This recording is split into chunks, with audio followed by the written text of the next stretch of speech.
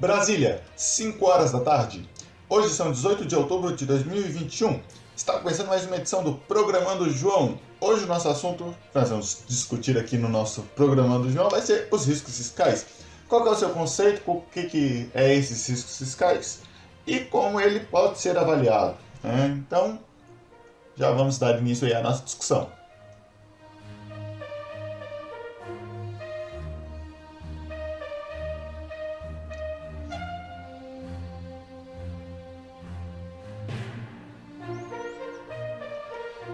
Então vamos dar início aí à nossa discussão sobre o que é esse tal desses riscos fiscais, né? Então vamos lá. A gente tem um conceito, uma conceituação de risco fiscal do próprio Tesouro Nacional, né? O Tesouro Nacional e a Secretaria Especial do Tesouro Nacional e do Ministério da Fazenda, né? O que ele conceitua como risco fiscal? Risco fiscal para o Tesouro Nacional são as possibilidades de ocorrência de eventos capazes de afetar as contas públicas, comprometendo o alcance dos resultados fiscais, estabelecidos como metas e objetivos aí do governo federal. E para que esses eventos sejam classificados como riscos fiscais, é uma condição necessária que os mesmos não possam ser controlados ou evitados pelo governo. Por exemplo, gastos imprevistos com decisões judiciais desfavoráveis ao governo são considerados como riscos fiscais. E outros gastos, por exemplo, com políticas governamentais, auxílios, não são considerados como riscos fiscais, ainda que acarretem desvios das metas fiscais, por exemplo, o teto fiscal, que é uma meta fiscal, que é considerado uma meta fiscal, né? E tem um documento importante elaborado pelo Tesouro Nacional, que é o Relatório de Riscos Fiscais do Tesouro Nacional. O que esse relatório faz? Esse relatório classifica os riscos fiscais. E ele realiza essa classificação a priori em dois grupos: os riscos macroeconômicos e os riscos específicos. Para o Tesouro Nacional, conceituando aqui novamente, os riscos fiscais macroeconômicos são relacionados a mudanças cíclicas ou estruturais na economia, enquanto os riscos fiscais específicos são de diversas origens, relacionados aos programas governamentais e ao balanço patrimonial do setor público. Esse balanço patrimonial aí vai considerar os ativos e os passivos do setor público. Espero eu que essa câmera esteja gravando, porque eu não sei se ela está gravando e eu não tenho hoje a segunda câmera aqui. Então, dando continuidade aqui à nossa discussão, ainda conforme o relatório de riscos fiscais da União, esse relatório ele se propõe a apresentar uma visão gerencial dos riscos fiscais. Ele não se propõe a apresentar todos os riscos fiscais, até porque o próprio relatório diz que seria impossível ele considerar todos os riscos fiscais. E aí ele considera apenas os principais riscos de uma forma gerencial no formato sintético, né? Olhando esse relatório de riscos fiscais, a gente vê várias coisas interessantes. Inclusive está lá no site do Tesouro Nacional, se eu não me engano é Tesouro Nacional, o site aí do Tesouro Nacional, você procura lá por relatórios de riscos fiscais da União, né? A última edição que eu encontrei lá foi a de dezembro de 2020. Se a periodicidade dele é todo dezembro, muito possivelmente agora em dezembro de 2021 vai ter outra edição do relatório de riscos fiscais da União. Vendo os riscos fiscais, a parte de riscos fiscais macroeconômicos, a gente vê algumas coisas interessantíssimas, né? Por exemplo, que a variação do PIB real, ou seja, o PIB retirado a inflação, representa a maior fonte de risco para as receitas do governo federal, da União. Ou melhor, o governo federal, a gente tem que distinguir governo federal e União. União é a União, Estado, município e o governo federal, né? E o governo federal é só o governo federal, que a gente está falando da União toda, né? Desses entes federativos. A variação do PIB real para a União representa a maior fonte de riscos fiscais para a Receita, seguido da variação da inflação e da massa salarial. Ou seja, pelo lado da Receita, o maior risco da União é a variação do PIB real, depois seguido pela variação da inflação e seguido pela variação da massa salarial. Até fala aqui que a variação de 1 ponto percentual no PIB real impacta em 7 bilhões na receita primária.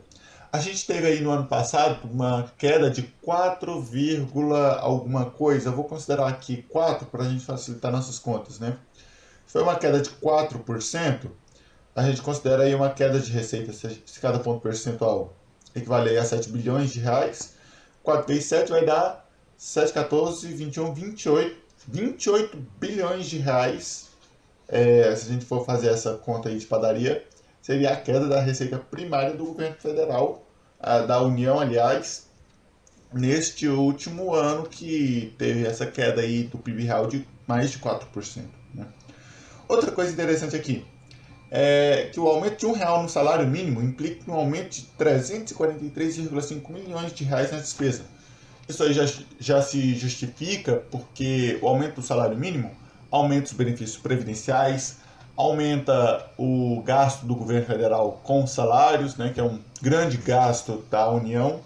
Eu estou falando governo federal, mas quando eu falar governo federal, entendam União, que é força do hábito minha aqui. Mas quando eu falar aqui governo, nesse vídeo, quando eu falar governo federal, eu estou falando da União.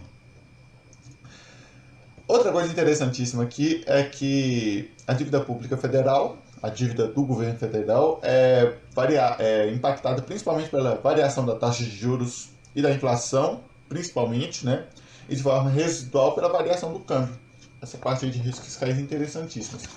E na parte dos riscos específicos, até está tendo essa discussão aí atualmente, eu encontrei aqui no relatório de riscos fiscais da União, até para a gente complementar essa discussão aí, é que pelo lado dos riscos específicos, aqui nesse relatório aqui do ano de 2020, do mês de dezembro, aqui fala que o valor do estoque de ações judiciais contra a União aumentou 324% de 2014 até junho de 2020, passando a ser antes era 560 bilhões de reais, e passou a ser 2,4 bilhões, $2,4 trilhões de reais. Sendo desse total aí de 2,4 trilhões, 66% de perda possível e 34% de perda provável, que é o que eles consideram aqui. E que a realização de despesas anuais decorrentes dessas perdas judiciais, consideradas aqui no relatório de riscos fiscais, enquanto em 2014 esse gasto foi de 19,8 bi, passou a ser, no ano de 2020, chegou a ser 54 bi conforme a dotação orçamentária. E nesse ano a gente viu aí que para o próximo ano possivelmente vai vir 89 bilhões nessa questão aí de perdas judiciais do governo da União. Então isso aí é um gasto que subiu bastante durante esse período aí do ano de 2014 até o ano de 2020 e continua a subir. Então o governo talvez tenha que dar uma atenção a isso aí, a esse gasto aí, com certeza. Aí que fala da recuperação fiscal dos ativos da União, com os créditos que ela tem com os credores. Aqui também fala das empresas estatais, que é considerado o risco de necessidade de aporte emergencial, apesar de ser remoto o risco de frustração de receita de dividendos e JCP, que é o juros sobre capital próprio. E sobre o risco fiscal de desastre, o valor gasto com prevenção e mitigação não é expressivo, representando apenas 0,02% do PIB. Essa parte aqui desse relatório de riscos fiscais, essa parte aqui foi somente do sumário executivo, tem todo esse risco fiscal lá no site do Tesouro Nacional. Eu sugiro que vocês consultem e entender quais são os riscos fiscais da União, aqui do Brasil. Beleza, então vamos dar continuidade. A gente viu que há esse relatório de riscos fiscais da União que tenta trazer esses riscos de uma forma sintética. Agora vamos falar um pouquinho das métricas e de como ele pode ser avaliado. Uma das métricas utilizadas para avaliar esse risco fiscal é o indicador dívida bruta do governo geral sobre o PIB, considerado a dívida de todo o governo geral, não só do governo federal, da União toda, sobre o PIB. E de acordo com o portal G1, desde 2014 o Brasil tem gastado mais do que arrecada com impostos, que de acordo com ele gera o chamado déficit primário e amplia o endividamento, que se agravou com a pandemia, com a necessidade de aportes a empresas, com a necessidade de distribuição nos programas sociais, foi importantíssimo para manter a economia, e fora as outras linhas de crédito, como o Pronamp, né, esse aí trouxe mais gastos para o governo. E em um gráfico apresentado por eles, pelo portal G1, mostra que em 2014 a dívida PIB estava em 56,3%, ou seja, metade da dívida da União correspondia à metade de toda a riqueza gerada naquele ano. Passou a ser 69,9% em 2016, evoluiu para 76,5% no ano de 2018, foi de 82,3% em maio de 2020 e passou a ser 90,6% em setembro de 2020. Ou seja, naquele período, de toda a riqueza gerada, 90,6% era dívida do governo federal, era dívida da União.